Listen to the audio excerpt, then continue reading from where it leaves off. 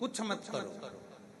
कलिकाल में, कलियुग में अगर शिव को पाना है तो पार्थिव शिवलिंग का निर्माण कर लो और एक लोटा जल शिव को चढ़ाना प्रारंभ कर दो। शिव प्रकट। इससे सुंदर और क्या हो सकता है? इससे सरल और क्या हो सकता है? इससे सुंदर और क्या रीत हो सकती है? दुनिया की सबसे सरल पूजन अगर किसी 33 कोटि देवता में से किसी की होती है तो केवल देव अधिदेव महादेव की होती है। सबसे सरल।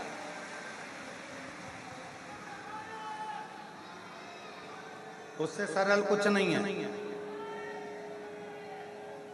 अगर भगवान लड्डू गोपाल जी आपके यहाँ विराजमान है, भगवान राम जी आपके यहाँ विराजमान है, भगवान कृष्ण आपके यहाँ विराजमान है, माँ जगत जननी दुर्गा भवानी आपके यहाँ विराजमान है, दत्त भगवान आपके यहाँ विराजमान है, 33 कोटि देवता आपके यहाँ विराजमान है, तो उनको वस्त्र भी पहनाना पड़ेगा, उनको रोज भोजन भी कराना पड़ेगा, उनको रोज मिश्री का भोग भी लगाना पड़ेगा, उनको रोज प्रतिदिन श्रृंगार भी करना पड़ेगा, उनको रोज फूल माला से श्रृंगारित भी करना पड़ेगा।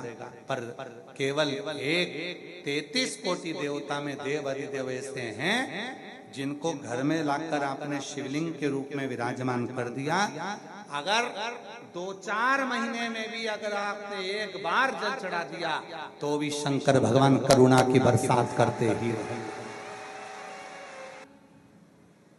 बेटा भूल सकता है बाप को, बच्चे भूल सकते हैं अपनी माँ को, बच्चे भूल सकते हैं अपने पिता को, पर पिता और माँ अपनी औलाद को कभी नहीं भूलते, चाहे बेटा और बेटी कैसे।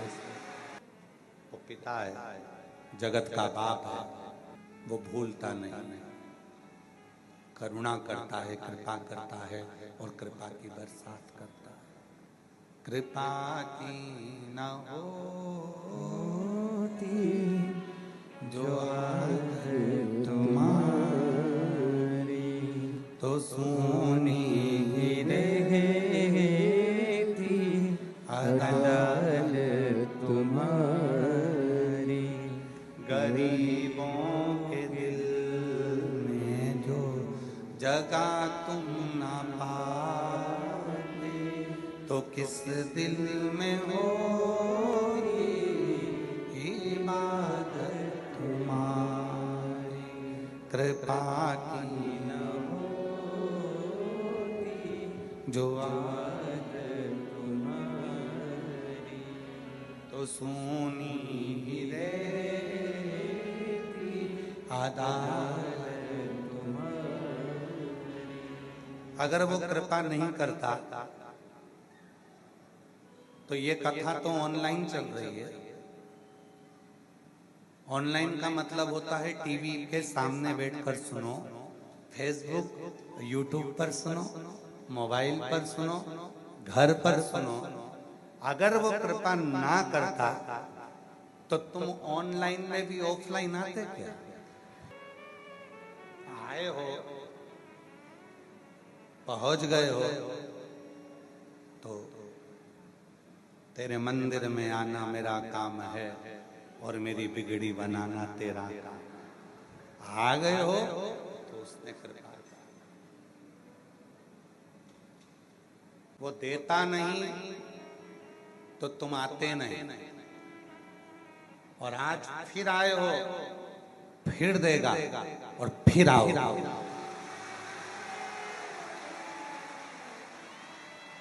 फिर देगा, फिर आओ वापिस।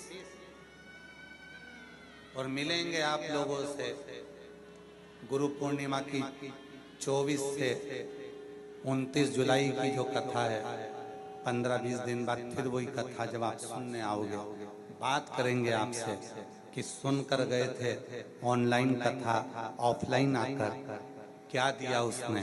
आप खुद लिखकर भेजोगे कि मेरे बाबा ने मुझे दे दिया जो चाहिए।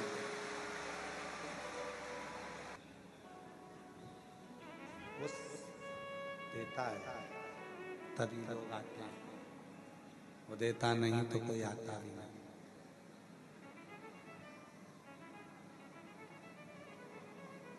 बस पार्वती जी को तुमरुका जी ने जो कहा, पार्वती जी को तुमरुका जी ने जो समझाया, पार्वती जी को तो तुमरुका जी ने कहा कि आपने तप कर लिया, साधना कर ली, उपासना कर कर देख लिया, सब कुछ कर कर देख लिया, अब शिवलिंग बनाकर देखिए, पार्थिव शिवलिंग का पूजन कर देखिए।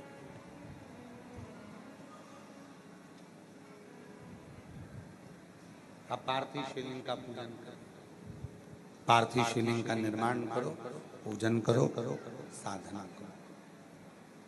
जब सारा तप पार्वती जी का हो गया, सारी उपासना पार्वती जी की हो गई, सारा तप साधना पार्वती जी की हो गई, सारी उपासना पार्वती जी की हो गई, आखिरी में केवल एक ही चीज बची थी, वो थी पार्थिव शिवलिंग का निर्माण कर कर एक लोटा जल समर्पित कर।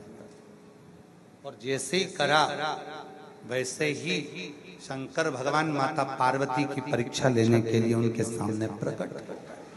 जैसे ही अब तुमरुका जी ने उनको तरीका बताया पार्वती जी को। दशरथ जी के घर में जब संतान नहीं हुई तो गुरु बाबा ने उनको तरीका बताया कि यज्ञ करवा।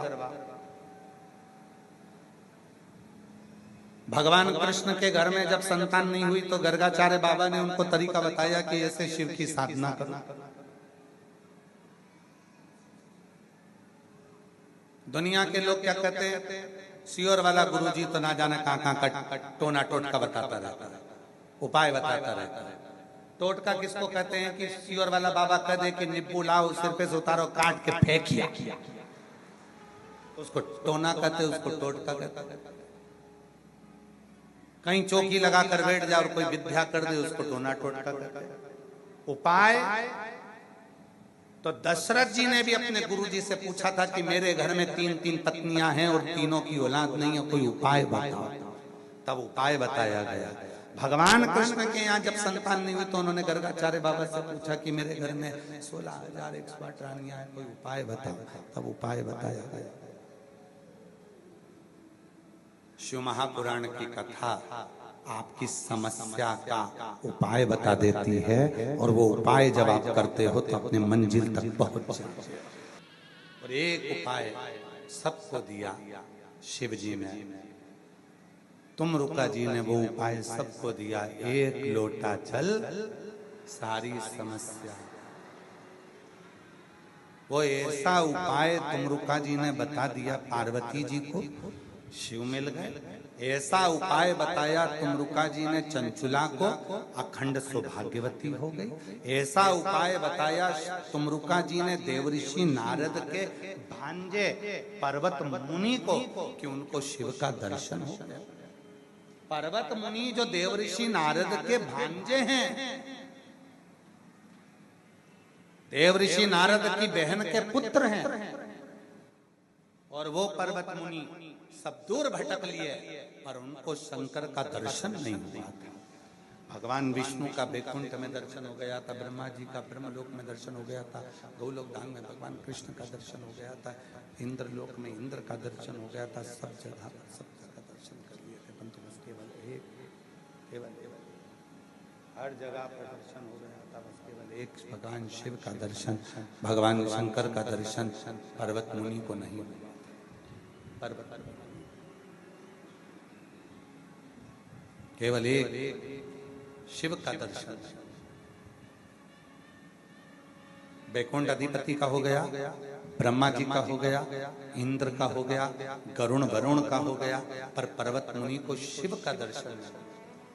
पर्वत मुनि ने बहुत तप किया, घोर तप किया, तप करने के बाद भी, घोर तप करने के बाद भी उनको भगवान शंकर का दर्शन, शिव का दर्शन, भगवान शंकर का दर्शन, घोर तप करा तो भी शिव का दर्शन नहीं कर पाए, भगवान शंकर का दर्शन। कहते हैं विष्णु पुराण में और नारद पुराण में पर्वत मुनि का चरित्र आता है और नारद पुराण कहती है कि पर्वत मुनि ने 5000 वर्ष तक शिव का केवल दर्शन करने के लिए घोर तप कर लिया था, तो भी दर्शन। ए मेरी जीजियों और मेरे जितने जीजा बैठे हैं, मेरी बेटियां, मेरे बेटा, मेरे बुजुर्ग माँ बाप जितने बैठे हैं, अपने मायके में अपने बाप के घर में बैठकर आप कथा सुन रही हैं, ध्यान रखना पर्वत मुनि के चरित्र को, पर्वत मुनि के संवाद को, कि पर्वत मुनि ने शंभु शंभु शंभु पर्वत मुनि के चरित्र का स्मरण करिएगा। नारद पुराण कहती है घोर तप 5000 वर्ष का देव ऋषि नारद के कहने पर पर्वत मुनि ने कर लिया, पर शिव नहीं मिले। अंत में हार गए पर्वत मुनि की, शंकर कैसे मिलेंगे।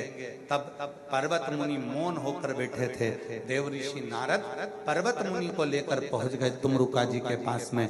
तुमरुका जी से कहा, ये मेरा भांजा है, इसको शिव का दर्शन करना है, शंकर का दर्शन नहीं मिल रहा है।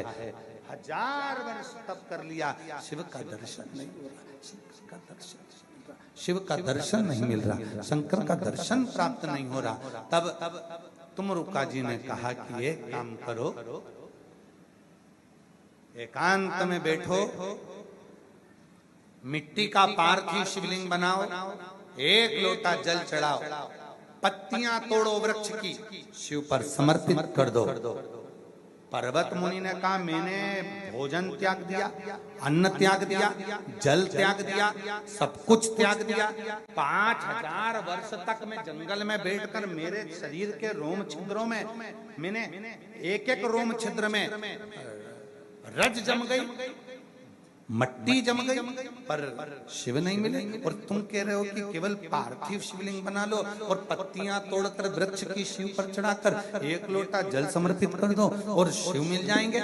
इतना सा करने से कोई शंकर मिलते हैं क्या? कई लोग ऐसे मिलेंगे। सियोर वाला महाराज तो केवल एक लोटा जल चढ़ाने का बोलते था।